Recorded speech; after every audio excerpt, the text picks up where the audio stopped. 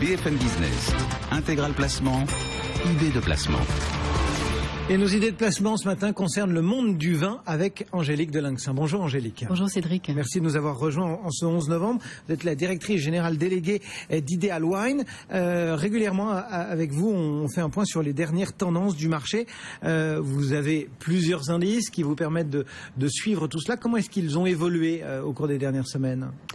Alors, au cours de la période récente, je dirais qu'ils ont plutôt bien résisté face à un marché boursier qui, lui, a connu quand même plus de sursauts, puisque là, depuis 5-6 mois, l'indice Windex d'Ideal Wine s'inscrit de façon régulière sur une tendance haussière, une tendance qui est beaucoup plus limitée qu'elle n'a pu l'être au cours des dernières années, hein, parce que c'est un indice qui est calculé depuis 2007 et il a progressé de près de 90% depuis janvier 2007, alors que dans le même temps, le CAC 40 lui-même perdait à peu près un quart de sa valeur. Il y a justement un parallèle vraiment qu'on peut faire, entre guillemets, entre l'évolution du CAC et celui de ces indices qui suivent le vin ?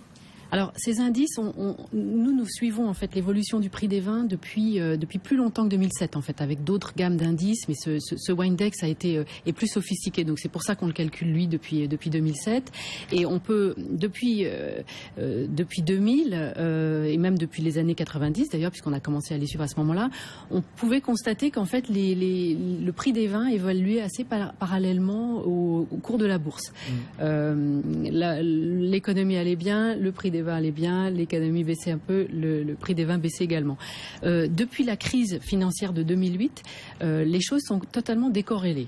Et c'est vrai qu'on voit parfois des évolutions totalement contradictoires entre le prix des vins et l'économie. Et comment on explique finalement cette distance prise entre les deux catégories, on va dire ?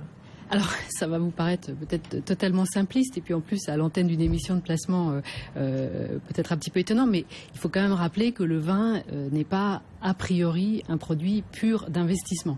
Et donc, l'évolution de son prix va répondre à d'autres facteurs que simplement les facteurs économiques. En fait, si on prend, ce qui est assez intéressant en fait dans le domaine du vin, c'est que à l'origine, vous avez une catégorie de gens extrêmement avertis, les grands dégustateurs, les collectionneurs, les passionnés, qui identifient une pépite. Et à partir de là, cette pépite, vous allez avoir un cercle qui va s'élargir progressivement. C'est un monde extrêmement viral. Le monde du vin, il n'a pas attendu les réseaux sociaux pour devenir viral. Donc vous avez progressivement, avec un bouche à oreille qui va se faire, un marché qui va s'établir sur ce vin, avec de plus en plus de gens qui vont chercher ce vin, vouloir le goûter, vouloir le découvrir, vouloir l'acheter. Et progressivement, tout ça va grossir. La spéculation viendra dans un second temps. Et à partir du moment où vous allez avoir plus de gens qui recherchent ce vin que ce que la nature peut produire. Simplement, ce phénomène, vous nous dites, il était viral avant les réseaux sociaux, il s'est accéléré peut-être avec Absolument, il a totalement explosé depuis l'apparition des réseaux sociaux. Aujourd'hui, la circulation de l'information est extrêmement rapide, et c'est pour ça d'ailleurs que ça dépasse très largement le cadre traditionnel des grands vins de Bordeaux et des grands vins de Bourgogne. Aujourd'hui, vous avez des vins de la Loire, d'Alsace qui flambent dans le monde entier. Est-ce que vous avez quelques exemples comme ça à nous donner d'évolution de vins sur les appellations dont vous avez fait mention ? Alors, si on reste sur les marchés traditionnels de Bordeaux, par exemple, où la rareté n'est pas forcément la caractéristique principale des grands domaines du Médoc, là, on a tout de même des prix qui montent beaucoup sur des vins qui commencent à être un petit peu anciens, dans des grands millésimes et des millésimes de garde. Si je prends le Château Lafite, qui a connu des hauts et des bas, et qui était plutôt dans une phase de baisse ces dernières années, ces derniers mois, là, on a eu récemment le Château Lafite 1982, qui s'est vendu en hausse de plus de 20%, parce qu'on avait affaire à une très grande année et à un millésime qui aujourd'hui est devenu très rare et très recherché. En Bourgogne, vous avez un domaine qui est le domaine Leroy. Moi, depuis plus de 10 ans que je suis ce marché, je n'ai jamais vu le prix d'une bouteille d'un vin de ce domaine en baisse. Là, vous avez un Richebourg 1996 qui a récemment franchi la barre des 1 200 €. Après, dans la vallée du Rhône, si je prends à chaque fois les icônes, vous avez le Château Rayas, dont un Magnum de 90 vient de franchir la barre des 2 500 € la bouteille. bouteilles. Et ces exemples, on en trouve également, je vous disais, dans la vallée de la Loire, avec les pouilly fumés silex du domaine d'Agneau, par exemple, ou dans le Languedoc, où vous n'avez plus une bouteille du domaine de la Grange des Pères qui se vend en dessous du seuil des 100 €. Donc en fait, dans toutes ces régions, vous avez ces pépites qui ont un jour été identifiées et qui, à l'époque, valaient extrêmement peu cher et qui progressivement ont vu leur clientèle s'élargir et se mondialiser. Alors ça, ce sont plutôt des tendances de fond. Il y a aussi des événements dans ce monde du vin qui influent à un instant ou un autre, ou qui mettent en lumière à un instant ou un autre tel ou tel type de vin. Et il y a notamment les hospices de Beaune. Là, on est bien sûr en Bourgogne.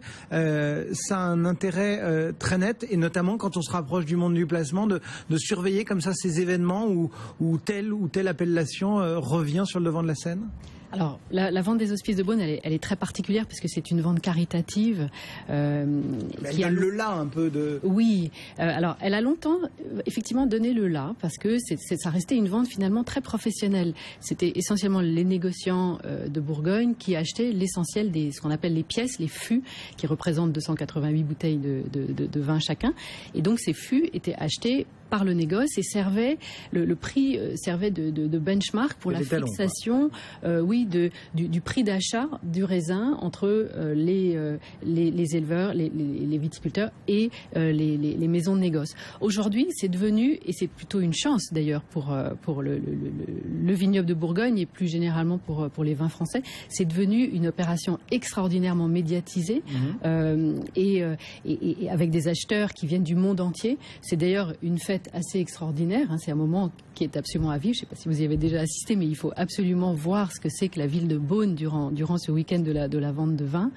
Et alors c'est vrai, les prix montent. Les prix montent plus peut-être que ce que la tendance de marché ne le voudrait.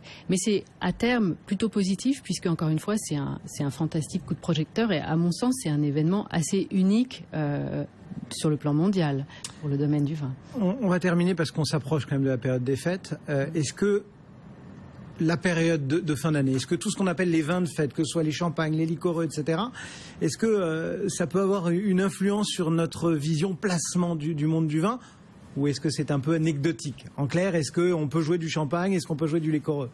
Alors, ces deux types de vins représentent une part infime de ce que l'on peut trouver dans les ventes aux enchères. Si je prends les champagnes, c'est à peine 5% de ce que l'on voit dans les catalogues des grandes ventes aux enchères. Pour autant, vous avez un certain nombre de maisons qui sont extrêmement recherchées. Si je prends le cas de Dom Pérignon, c'est pas un vin qui est très rare au moment de sa sortie, même si c'est une cuvée très exceptionnelle. Donc il faut attendre 15 ans, 20 ans pour que ce vin se valorise. Mais il va se valoriser. Et plus on va s'enfoncer dans le temps, plus le prix des champagnes va augmenter.